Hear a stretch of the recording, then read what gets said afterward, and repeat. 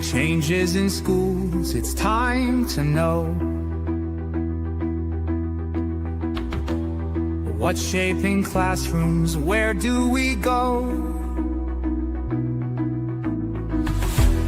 Policy shifting, rules on the move.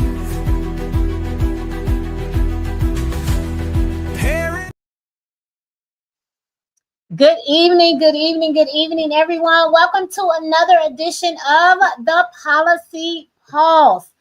I am so excited. This is the Policy Pulse, the education edition, where we break down what's happening in K-12 education so you stay informed, you stay empowered, and most importantly, you stay ahead of the game.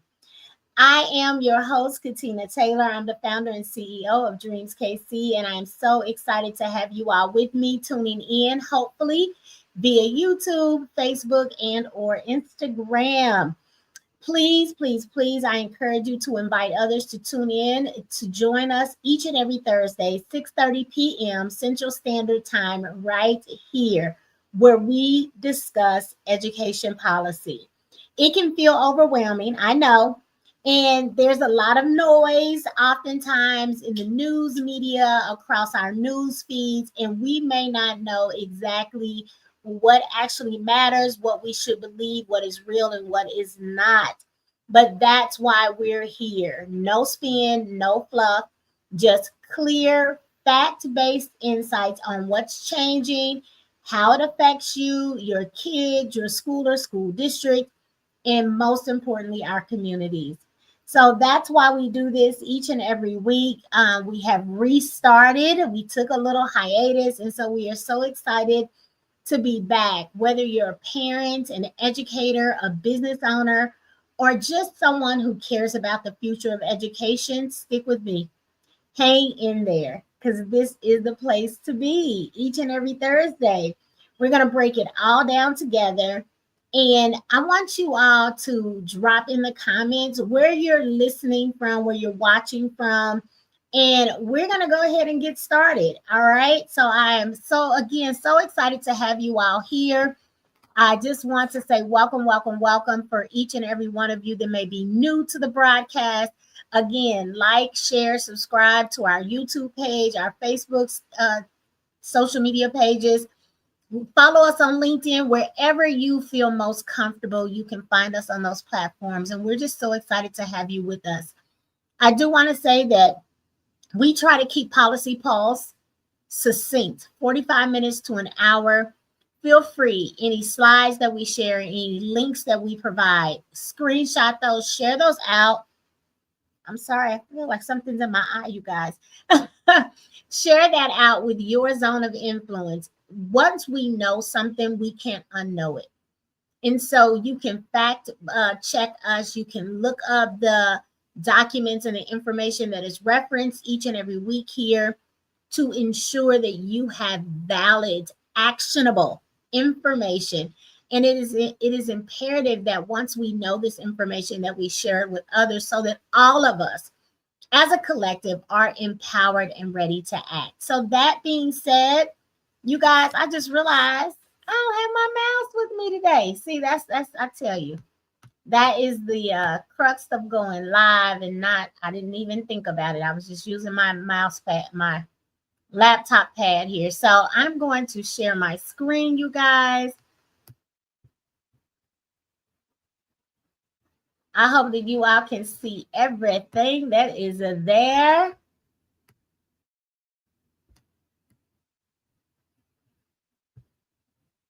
Let's see. Yes, we can see everything. Wonderful. I always like to double check. If you see me looking to the side, know and understand that I am checking. I have my phone here. I just want to make sure that all of our technology is supporting us as we learn and grow together. All right. So again, welcome to Policy Pulse, the education edition. We are here every Thursday evening, 6:30 p.m. Central Standard Time, Facebook, YouTube, and LinkedIn. All right. This is part 4, I believe, part 4 of our 10-part mini series on Title I. And so tonight, what we will be addressing is the question, are schools following the law? And I want to ensure that you understand what it means to be compliant, what it doesn't mean to be compliant in simple, plain English. We don't want this to be complicated for you. We want this to be easily digestible.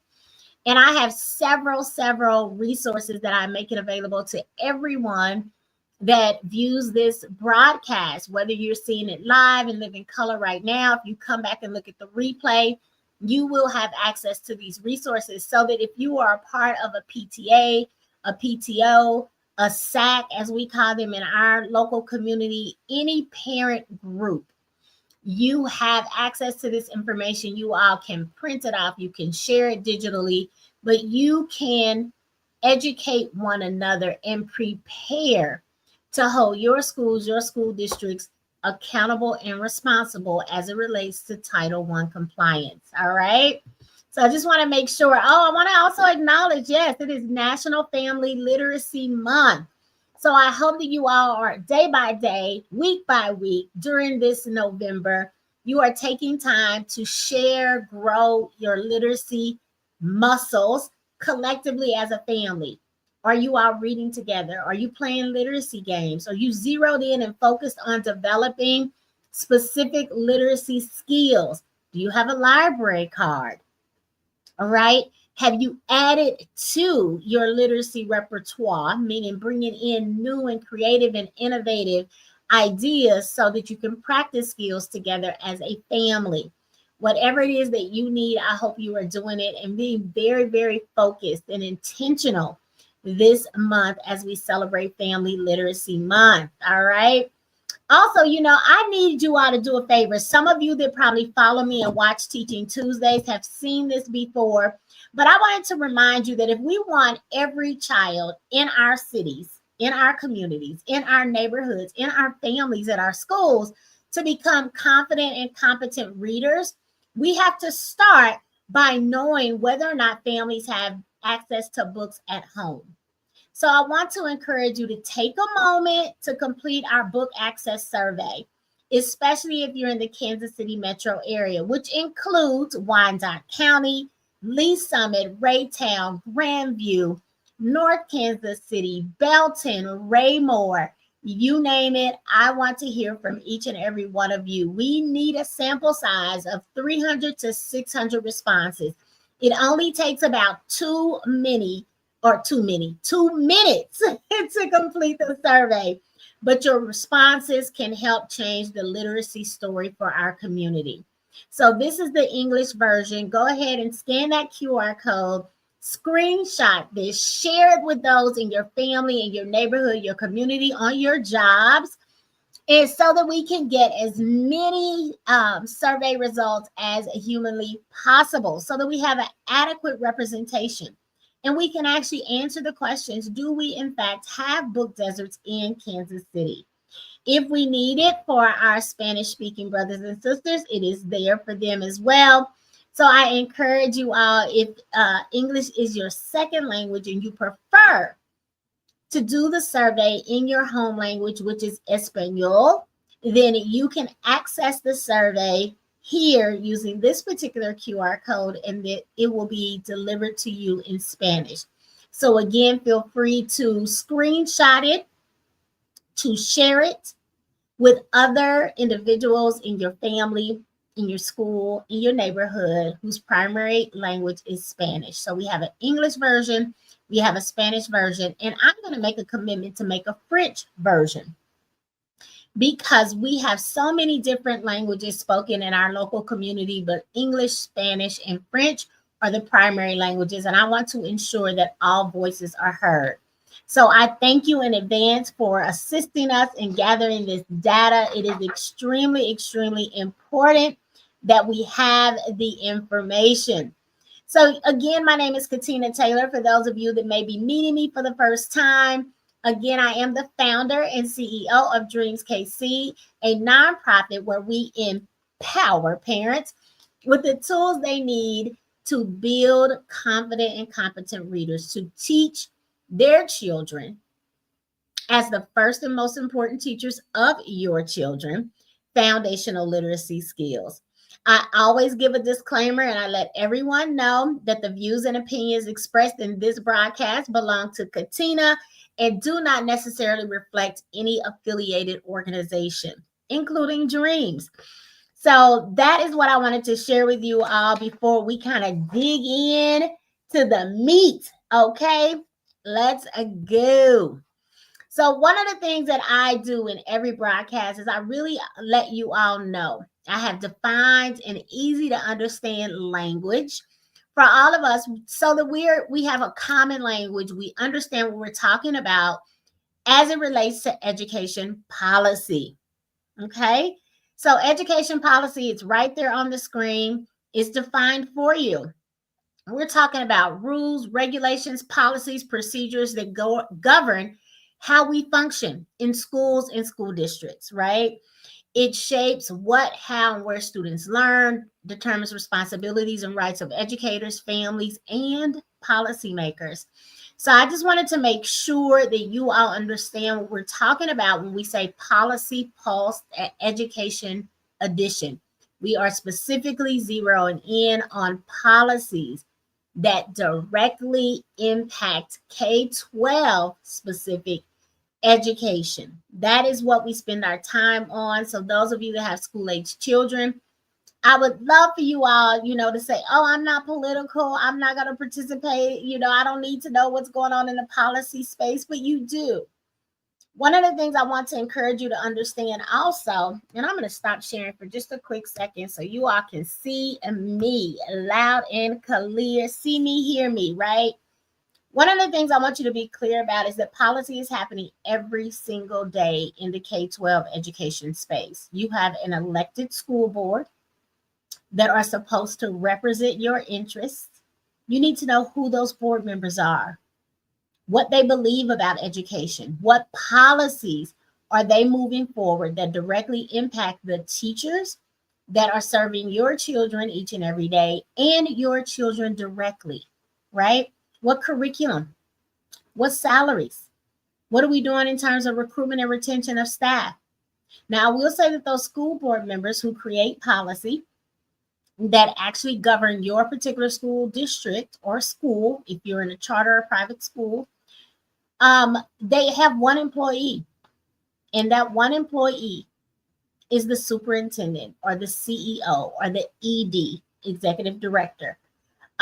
Different titles, but serving the same purpose within our schools and school districts. So I want you to understand that the school board hires that CEO, that executive director, or that superintendent. And then that superintendent is responsible for the day-to-day operations of the school or school district. That is really, really important to understand. Now, the school board also should be not only just hiring them, but they should be assessing, right, their effectiveness in leading that school or school district. And then they vote whether or not to extend their contracts, to fire them, or counsel them out and say that they are no longer a good fit for the school district. But those school board members should be hearing from you, educators, education professionals, and parents, guardians of the students that are spending time in those schools and school districts. So at the local level, we have our school board. At the state level, we have the State Board of Education. They are in Missouri. Those individuals that serve on the State Board of Education are appointed by our governor. And in Missouri, one thing that is concerning to me right now is that there is by law supposed to be an advisor, an educator to serve in an advisory position to the State Board of Education. Do you know that in Missouri, that seat has never been filled? Our governor in Missouri, and no governor prior to, has ever appointed someone to serve in that seat, even though they are legally required to have an education advisor there who is a functioning educator within the state. So I encourage you to get on the phone, send an email to your governor and all of the members of the Missouri State Board of Education, encouraging them, imploring them, putting pressure on them to fill that seat. Why is that important? because oftentimes those appointed individuals may not have a background in education. Therefore, they are not necessarily clear about the impact of the policies that they are moving forward in the K-12 space, in the secondary space. So your union should be involved. They should be encouraging, pushing, putting pressure on our governor in Missouri to ensure that they have someone with an education background sitting in that seat that is required by law, so that as policies at the state level are moved forward, they understand, those policymakers understand the direct impact it will have on the ground. So in urban settings, in rural settings, right? In charter schools, in traditional public schools, etc. So we should be pushing for that. I hope that you join me in doing so. You can write a letter, you can give a phone call, you can send an email. But everyone in the state capital, state of Missouri, should understand and know that we no longer want that seat to be vacant. Okay? So I just wanted to get that out there as well as we talk about the politics of education. And that's exactly what it is, the business of education. That's exactly what it is. It is a business. It is heavily laden with policies, politics. And if we have children there, if we are taxpayers, if we are business owners, all of us have a stake in education in our local communities, and we should be engaged. All right. So I just wanted to make sure that was clear before we dive in and start talking about Title I. All right, let me get back to where we are. There we go. There we go. You see me looking up. I'm just making sure everything is still moving smoothly for us this evening. I may use my helper. I have notes. I always have notes because I don't want to miss anything. I want you all to be empowered and get the information that you need in the time that we have. All right, so let's keep it moving this evening. Again, we are focused on our schools following the law, right? Title I compliance made simple for you all. And I guarantee you, by the end of this 10-part series, you will know so much about Title I that you will be semi-experts. And if you continue to do the work, you will certainly become experts. And I hope that you have an opportunity to educate the school leaders, the school district leaders in your area, if in fact they are missing some of the information that you now are getting through this 10-part series. All right. So I want to, start with the basics. We have this, again, it's the 4th episode. So we started just by informing folks what Title I is, right? It's federal funding that goes to schools serving a higher number of low-income students. The litmus test in Missouri is the 40% rule. If you don't know what that is, go back and look. Because if we have 40% or more of our students that qualify for free and reduced lunch, a school then can implement a school-wide Title I program. If that is 39% or less, then they have an opportunity to still receive Title I funding, but the program would then not be school-wide. They would target what we consider to be the most at-risk students within that building. Okay, so we talked about what it is. We talked about how schools qualify for Title I funds, and if it'll be a school-wide program or a targeted program within that school. And then last week, we spent time talking about what parents are entitled to under Title I, what it means to be engaged as a parent, how you should be jointly developing your parent-school compact, your parent engagement plan, and giving input, significant input on the allocation of the Title I dollars. Now, please understand and know that only 1% of the Title I dollars that flow into a particular school are to be set aside for parent engagement. Last week, we also talked about what types of activities or initiatives could be moved forward for the betterment of students in a particular school or school district and what we can use those Title I funds for. So I just want to make sure that you all are aware, you've caught up. Again, go back and look at the prior episodes. Again, this is episode 4 of our 10-part mini series focused in on Title I. All right. I will say that Title I is not charity. So I don't want you all to think about it in that way. It's a civil right. And Section 1116 of the Every Student Succeeds Act, that's a federal statute, is what governs how Title I should be implemented at a school district or school level. Okay. So I want you to understand parents must be full partners in how these funds are used. And that means you don't just get invited in to listen. You have a legal seat at the table, and you should, in fact, be occupying that seat and giving voice to how your school operates. All right. So that's what I wanted you all to know so far. So I want to dig right on in, right? Again, this is part 4 of 10. We're focused on how schools must comply. And I'm giving you not just one tool this evening. I'm going to give you 3 tools. You'll be able to access them via QR code. And I really want you all to read them. They're not long. It's an easy to understand language for all of you all. Share with other people in your zone of influence within your school district at the next PTA, PTO, or SAC meeting as well. So we are breaking down today Title I compliance, so you know exactly how to tell if your school is following the law. Because we need to know that, right? We don't want to pick a fight unjustly.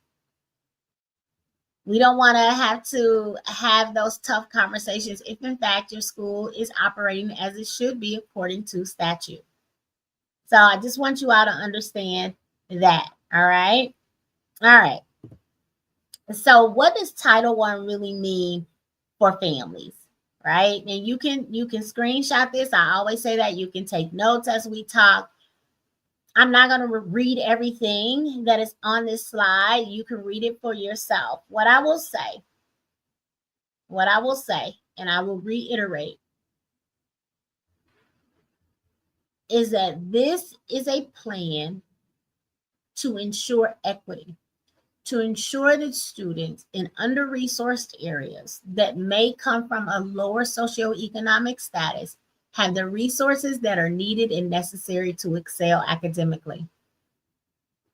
That's what Title I is. It has a very distinct purpose, and parents are required to be a part of the process, period. So you kind of see this little flow chart, right? That the dollars come from the Federal Department of Education. They funnel down to our local school districts, right? We then implement the Title I with the help of families. Okay, so I want you all to really understand that and know that. This is funding with a purpose, all right? Every child is entitled to a high quality education. And something else, I'm going to stop sharing again because I heard something today, and I tell you, it really disturbed me. So I want to share this with you all real quick. This is a side note because I want to be very, very clear. The state of Kansas is extremely happy with the growth that they are seeing in 4th grade literacy skills across the state. And that's wonderful that they are seeing growth. But it was really interesting in the news report that I heard today on KCUR, NPR. They said they were extremely excited and happy about the literacy growth of 4th graders across the state, especially because so many of them come from low-income families. That was disturbing to me because inherent in that statement, to me, and you all can drop in the comments or let me know if you think something different, but inherent in that statement was an assumption that if a child comes from a low-income family, then it is more likely that they will not be able to become confident and competent readers. And I push back on that because what I know the data and research tells us is that intellectually, our children are no different. 90% of our children are capable of becoming confident and competent readers when we are intentional and consistent and give high quality instruction, period. Hard stop. No question. Children that are under-resourced, meaning they may lack a sufficient curriculum, they may lack access to high-quality, effective teachers and instruction, they may be less likely to grasp foundational literacy skills, meaning that there will be gaps or difficulty or challenges becoming confident and competent readers. But I want to ensure you that our children are capable if we are consistent, if we are intentional, if we follow the science of reading, and we put into every classroom and every school building highly effective educators. Period. So Kansas, if you've made that investment, then what you are seeing is the return on investment. Don't be surprised. That's the way it works. All right. So I just wanted to point that out because I think oftentimes we have a thought around families that are getting additional resources or support. And it's not because intellectually they can't do it. It is because we have disenfranchised them in many ways. And they lack the adequate resources or access to high quality educators or effective curriculum practices. That's why we struggle. All right. So I just wanted to say that, and we can pop right on back in. Right on back into what we were talking about in terms of Title I. Sometimes you have to have a sidebar, you all. And I just wanted to make sure that you all heard me and heard me well. That all of our children are capable. The vast majority of our children are capable. We just need to ensure that we are doing our part as the adults who are supporting their academic journey. That being said, let's keep it moving. The law versus practice and why this matters. So this is where oftentimes things break down in our system of education. Okay. Now, federal law clearly requires joint planning and decision making. That's what's required. Making or decision making with parents, right?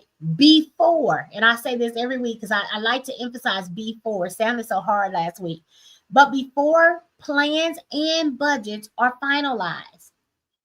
But what often happens is something very different. Okay. Parents are informed, told after decisions have been made. Flyers go out, meetings are held to update families, and schools will often call that engagement, but it is not according to the statute, right? So I want to ensure that I say this very, very clearly, very, very plainly, so you all are following along with me. If parents aren't in the room before decisions are made, that is not compliance. That's a violation of federal law. Let me just sit that right there. If you show up to a parent meeting and they say, oh, this is our annual Title I meeting, and you are being informed, but you have not participated, that is not compliance. All right. I just want to make it clear. So I will say that initially, to be perfectly honest, I thought this must be happening intentionally. There must be a deficit mindset around the capabilities of our parents, our families to participate in this process, or people want to mismanage or misuse funds for whatever it is that they want to do. But what I have realized in Missouri is that our manual that directs schools and school districts often talk about notification, not collaboration. And so if schools and school districts are specifically and only relying on this manual, this information coming from the Department of Elementary and Secondary Education, it may be that they think and believe they're in compliance because they're checking off the boxes around notification, and they are not practicing collaboration because their guidance is erroneous. It's an error. So as we talk more and more to schools, school districts, school leaders, school board members, we will be finding out what is happening. Where's the breakdown? But we know for sure that this is the way it often looks. And if it is happening like this, then in fact, we lack compliance, period. Okay. All right. So let's keep moving on. So I wanted to make sure that you all have something to look at, something to guide your conversation, something to share with other parents and families in your particular school, in your particular school district. And so this Title I Parent Engagement Compliance Checklist has been put together specifically for you. So it really, really does help you evaluate whether your school's Title I activities, right, are in compliance with the law. So in terms of planning, in terms of actual policy, in terms of spending, all of those things can be assessed. And so we have an evaluation tool specifically for you to use to determine if in fact your folks are in compliance, right? Following the law. It's simple, it's plain language, it's a tool. It is a tool for you to use to evaluate your school's Title I program, right? And I will tell you, you don't need to be an educator. You don't need to be a lawyer. I've said this multiple times. I'll say it and reiterate it here again. You just need to ask questions like, who helped write the policy? When were parents invited in to review the plan? Things like that, right? How were Title I dollars decided? How do we decide how we were going to spend this portion of our budget? It really helps you see where your school stands. Are they standing strong in compliance? You have no worries? Or are they struggling to get to? And if you go back and look at last week's broadcast, I showed you the bar chart, what the floor was and where we aspire to be in terms of compliance. We want to be at that top rung. And so if they're struggling, that means they're on the floor. They're at the bottom. We need them to be at the top. That is, they are standing strong. They are following the law, and our children are being positively impacted because of the work that you all are collectively doing together within your school and school district. All right. So I just want to make sure that you all understand that I have this checklist. I'm going to give you a QR code and a few slides here so you will be able to actually access it. But I wanted to kind of review what's in it. So checkpoint number 1, right? The parent and family engagement policy. Right? So that's what we're talking about. That's the first checkpoint. Like this is the bottom rung. It's on the floor. Is your school's your school's parent and family engagement policy? By law, it must be written with parents, not for them. And so if you've never seen the policy or never knew that you could help write it, that's a red flag. I should have had a red flag on this slide somewhere. It's a red flag. You need to ask to see it. You need to ask who helped create it. And if you weren't part of that conversation, your school has some work to do. Now, if you're new to the school, of course you didn't help, right? But what parents did help? And it can't be, oh, we pulled in these always engaged and active parents. No, it was an opportunity opened up to everyone. Okay? So that's checkpoint number 1. Where's the policy? Who helped write it? All of the things. Are we reviewing it annually? They do not get to tell you, oh, we only look at this every 3 years, every 5 years, every 10 years. No, we look at it annually. Why? Because that's the law. Okay? So I want to make sure that you all are familiar with checkpoint number 1. So checkpoint number 2. Now, you see policy first. What is the parent and family engagement policy? That means these are the things that, hey, this is our policy. But then what is the plan? The plan is different from the policy in that it outlines very specific activities for building strong homeschool partnerships that work for real families, not the ideal family. Real families with struggles, with time issues, with all kinds of things going on, right? The humanity of it all. Not some pie in the sky for some fictional, the Huxtables, right? No, that's not who we're designing for. Real people living in our community, sending their children to the school every day. That's checkpoint number 2. It should have strategies to address barriers for working parents. So if the meetings are every day or every week or every month at 9 a.m., that is not for working parents. That is for those stay-at-home moms that have the privilege, the luxury, the income that maybe their husband works and they get to stay at home. No, they cannot be making decisions for the whole. How are we addressing barriers for working families? Language access is another one. Are we ensuring that our materials are communicated in all the languages that we have, or certainly the primary languages? How are we ensuring that parents that want to attend, that reach out and say, hey, I want to be there, I want to help shape this plan, don't have transportation issues? Are we sending Uber or Lyft? Do we have an available school bus to transport them back and forth? Cabs, Iris. What are we doing? Carpooling options where everyone can share rides and come in together. What are we doing? Flexible meeting times. Are we meeting on weekends or evenings? What are we doing? How are we addressing? Are we doing it via Zoom so that people can tap in from home or while they're on their lunch break? Or are we only doing it in person? We have to think through all of these things. And then how are we evaluating the success? Are we seeing parent participation increase, stay the same, static, or is it decreasing? We need to evaluate if our activities, if our methods are increasing parent engagement or causing parents to say, nope, don't want to participate. And we take that information, and that's why we review the plan annually, because we want to ensure that what we're doing is working.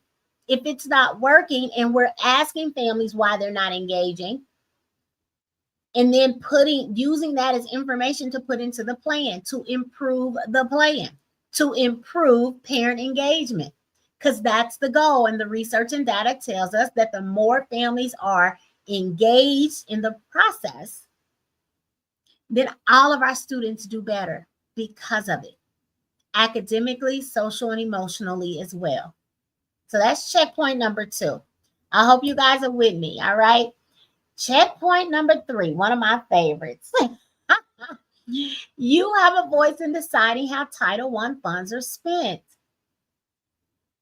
Parents must participate in budget decisions. Let me say that again. Parents must participate in budget decisions. Funds can support all of these things in this pie chart and some more. But some things, professional development, parent training, out of school, meaning before school, after school, summer school programming, materials and supplies, i.e. curriculum. Do we need to bring on an additional staff person? Literacy events, home learning resources, all of these things are eligible expenses. We can spend Title I money for these things. What do we need most? What is our focus and why? And how is it going to move all of our children, if it's a school-wide plan, or if it's a targeted plan, how is it going to move those students that we are targeting for the better? And how are we going to evaluate that? Clear documentation is required. Schools must show a paper trail of joint decision making. Where are the notes from the meeting? Have they been recorded? Where are all the sign-in sheets? Do we see multiple drafts? of the plan because we've taken in information from families, from parents.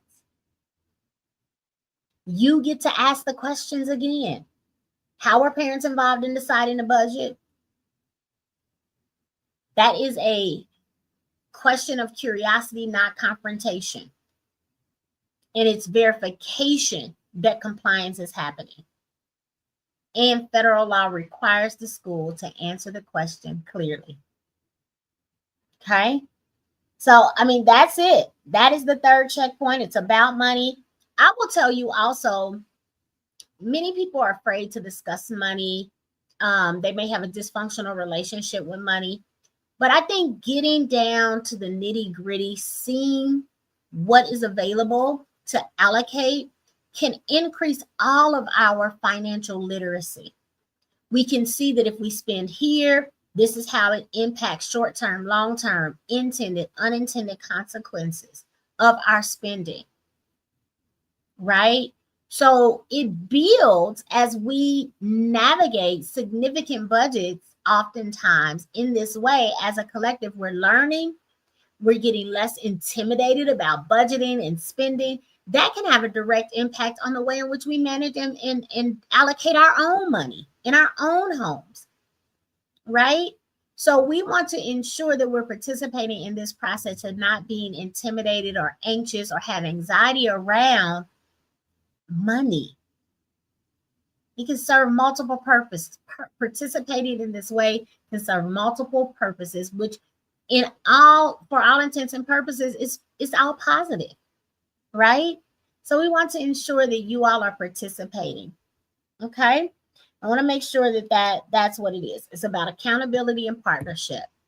So then you have checkpoint number 4, centering around communication and transparency. If you are only getting information, what we call a sit, you come in, you sit down, and someone is talking to you, giving you tons of information. That is a sit and get. That is not what is required by law. Two-way communication is what's required. That means we are jointly planning. We're sharing with each other. What did you think about this? That type of thing. Okay? So I want you to be clear that this is not just about making announcements or giving you information. It's about dialogue between schools and families. And that can happen in multiple ways. Okay? Language access, we've talked about that before. Language that parents, families understand. English is a second language, and many folks haven't yet mastered it. So we need to honor their home language. Are we presenting information, printed form or digitally, in the languages for all the families that we serve? That's a real question, and that's what's required, right? And it can't just be a flyer. If I get another flyer, if I get another piece of paper, I don't want any more. That does not count as engagement, okay? And then we have to have ongoing updates. How we doing? Let's check in. Let's annually review. Is parent engagement going up? Is it going down? Is it staying static? How do we know? How are we tracking this? Remember, it's not about compliance, checking off the boxes. It's collaboration. So if you have families that have, speak another language, we want to make sure we have translation services. We want to make sure we have the headphones that might be available that actually can translate into another language in real time. Real dialogue. The law supports your right to meaningful communication. So I want to make sure that you understand that, right? All right. And most things we don't want to use a lot of acronyms, a lot of educational jargon either, because that would be a hindrance to understanding. We want to make sure we have common language. Terms have been explained so that families and parents can be fully, authentically, and organically engaged. So I want to make sure that you all understand that, right? Are they talking with you, not just to you? All right, so let's go. Checkpoint number 5. Checkpoint number 5, you all. Parent training and capacity building. This is another favorite of mine. I get very, very excited. Title I funds can and should be used to train parents to support learning at home effectively. I read that word for word, verbatim.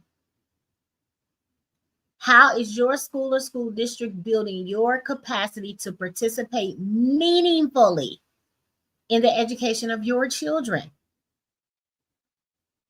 Trainings can include, should include, understanding academic standards and assessments, strategies to support learning at home, navigating the school system, advocacy skills. Schools and school districts should not be afraid for you to show up and advocate for your children. Because if we're already doing the right thing, it doesn't matter that you show up and advocate for more. You may have a perspective that we haven't considered. And when I say we, I'm talking schools and school districts. So we need to hear from you because you're the ones hearing from your students, your children, right? Digital literacy, online learning tools, what's out there, what's available? How do we vet what's best for our children? How does it align with the curriculum that we have chosen to implement within our school? Oh, we're doing life skills or social and emotional learning. What does that look like? Oh, you have a very creative child. This is what it looks like when we, across the content areas, engage them in ways that make sense to them. And this isn't a favor, it's required by law. I'm going to keep saying that. It is required by law. So when schools train parents well, everyone wins. It's a win-win. The load is lifted from the shoulders of those overtaxed, overworked, overburdened educators. And at the same time, families and students feel more empowered, more wins. We're working jointly. That matters. Okay? So I want to make sure that you all are clear about parent training and capacity building because that is needed and necessary. Parents are the first and most important educators, teachers of their children. Why aren't we making an investment in them? Why aren't we bringing them along as joint partners, collaborators in the education of their children? Unless we think they can't do it, they're not worth the investment. Is that what we think of our parents? I certainly don't. And I just don't think the schools and school districts think that way either. At least I hope not. What I do know is what we've been doing isn't working. So why not try something different? All right, let's keep it moving, y'all. Let's keep it moving. So warning signs, I want red flags, things, cause you to kind of perk up and start asking questions and taking notice. No active parent group. There's a school in Kansas City in the metro area. It's been open for about 15 years. They've never had an active parent group. Oh my gosh. Red flag, sirens going off, head popping off my shoulder. What do you mean? Plans without parent input, another red flag. I'm going to a meeting, I get there and something has been presented to me and I start asking the other parents, oh, did you participate in developing this plan? And everyone is looking like, no, we didn't. We didn't know that this was being worked on. Not complain. After the fact meetings. Decisions have been made, things have been written up. That's after the fact. No, we are part of the process. We should be jointly developing the plans together. So we thank you for putting in this work. We're going to take a look at this and then we're going to give you feedback. That means that the school or school district that you're a part of is also going to have to give themselves enough time to get it done and get it turned into the state if the state has a particular deadline to submit these plans and these budget allocations.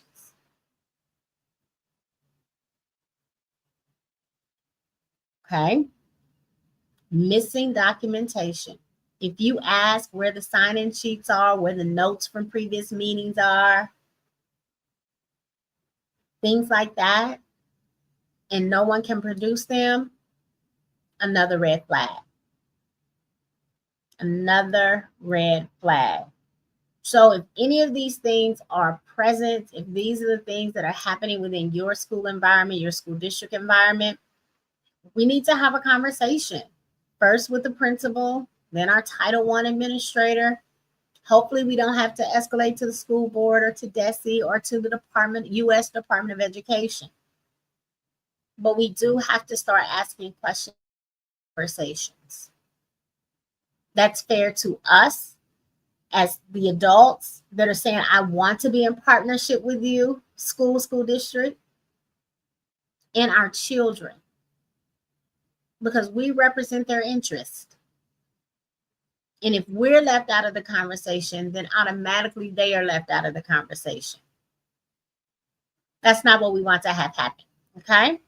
All right, let's keep going, y'all. So I talk about, and I want to send a shout out to Tierra with Activate Mo's, an advocacy group out of St. Louis.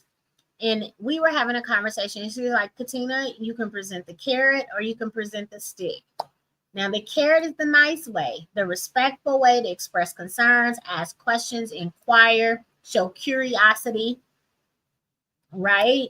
But that stick has to possibly be pulled out if, in fact, in raising the concerns respectfully, having the dialogue, asking that people comply, and they choose not to. Because it's ultimately a decision. Do we get in alignment with the law or do we not? Are we in alignment or are we not? Do we have effective, efficient parent engagement or do we not? Are we allowing parents to understand, contribute to the allocation of Title I dollars or are we not? Now, first we want to start off, hey, I want to ask questions. I want to make sure I understand because that's what's required. You want to reference the law. You want to reference the section of 1116 that you're referring to. Because this isn't my opinion. This is what it says. Oh, we don't have an active parent group. I'd love to support myself and my 3 other parents that have students here will work diligently to try to onboard, involve, engage, launch our parent group, our PTA, our PTO. How can we do this? When are the best days? When are the buildings free? Let's think about what's going to work for our working families and how we can have flexible meeting times. What technology exists within our district or school that can make this doable? We want to partner, collaborate. And then you want to document everything. Keep records. When did you call? When did you hear back? What was the response to your questions? What documentation was provided? Anything that you are inquiring about, asking about, trying to verify in terms of compliance, you have to document everything. And I don't want you all, you're worth this. Your children are worth this, right? And so I don't want you all to see this as a burden, as an interference, that you're the angry Black mama or daddy, that you're trying to be a troublemaker, or that you're being too difficult. No. I am being held accountable and responsible for getting my child up, fed, dressed appropriately, with some morals and some values to make sure that the learning environment is just so. I also, as a parent, a caregiver, a guardian, have rights. And so I need you to honor those so I can hold you accountable and responsible as well. We're doing the give and take, the checks and balances. Civics 101, right? You are helping the school follow the law and to better serve all families. So you want to be confident and you want to approach it from a place of how do we work together? That's the bottom line. Okay. All right. So here is the slide I want you all to screenshot, right? Because you need all of these QR codes to access. First and foremost, you have the Title I Parent Engagement Checklist. All right. So I've looked at what is required by statute, broken it down in the different buckets, and literally created a checklist. And you could just go boop, boop, boop, boop. Are these the things my school is doing? Are they doing them well? Where are we falling short? So that we have a solid plan, a compliance plan in place. Then you have the parent and family engagement guidance that came out just this year in January. I wanted to make sure that you all have this in your hand yourself, because this is what the U.S. Department of Education is providing. This is not what Katina thinks. This is not what Dreams thinks. This came directly from the U.S. Department of Education to clarify, further support, and uplift the fact that family and parent engagement is important, it is required, and this is how we do it. That's that middle QR code. And then I wanted to give you the section 1116 plain language summary. I want to ensure that you understand what is required of schools and school districts in plain, easy to understand language. That's what that last QR code is. Again, so you can see that this is not my opinion. This is not what I think or believe, but this is what the law says.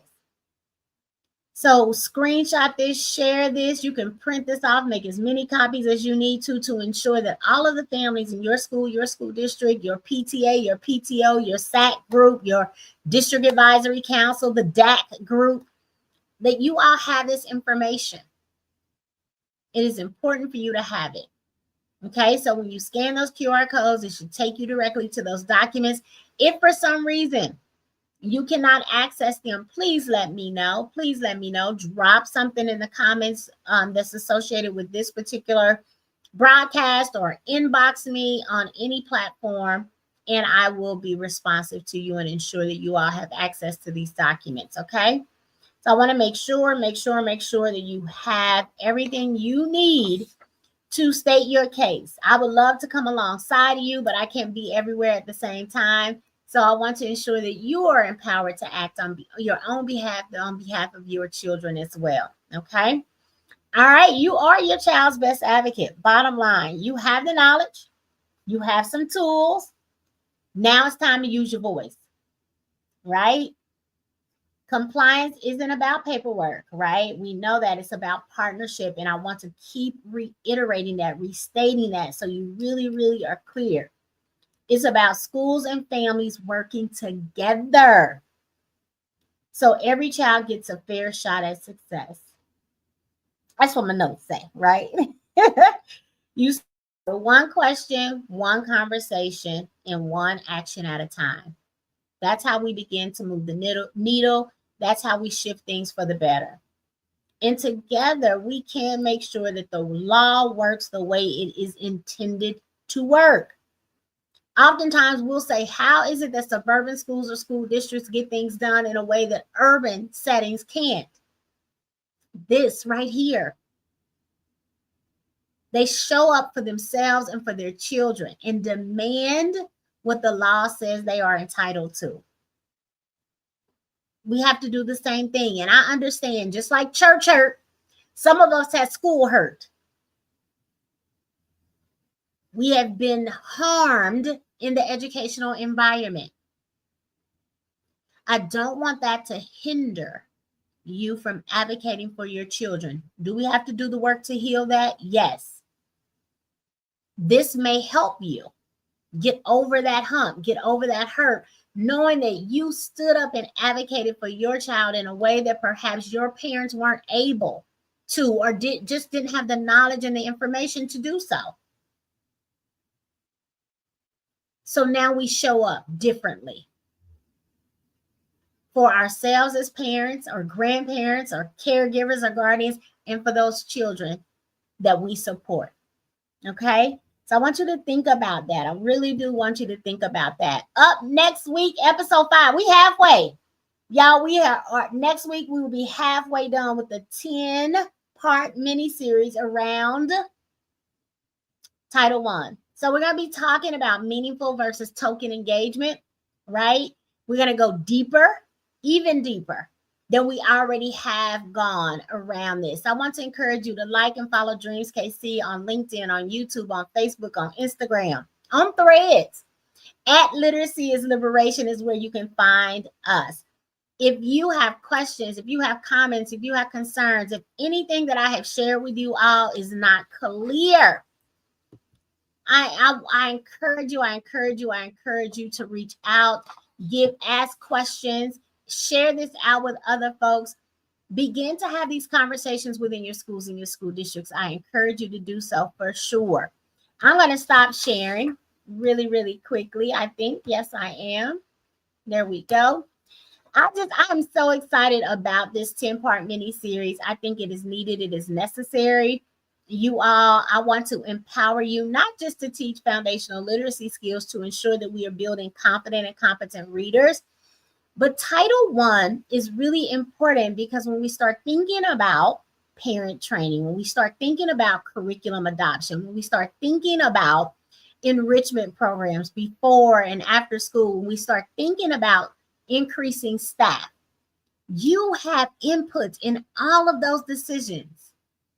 So will you activate and walk in that power that you occupy, that you possess for the benefit of your children becomes the question. I will say before we sign off, we're a little bit over time. That's okay, but it is a wrap for today's Policy Pulse Education Edition. Thank you all for joining me each and every week right here, Thursday, 6:30 p.m. Central Standard Time on LinkedIn, on YouTube, and on Facebook. I pray, I hope that this information has helped to bring some clarity to what's happening in education policy, specifically around Title I and what it means for you. But staying informed is just the first step. I say this every week. I'll say it again. The real power comes when we use the knowledge that we now have to make decisions, to advocate for what matters, and to ensure that our voices are heard. That's it. So let's keep the conversation going. Again, any comments, questions, concerns you have, drop them in the comments. I will read all of them.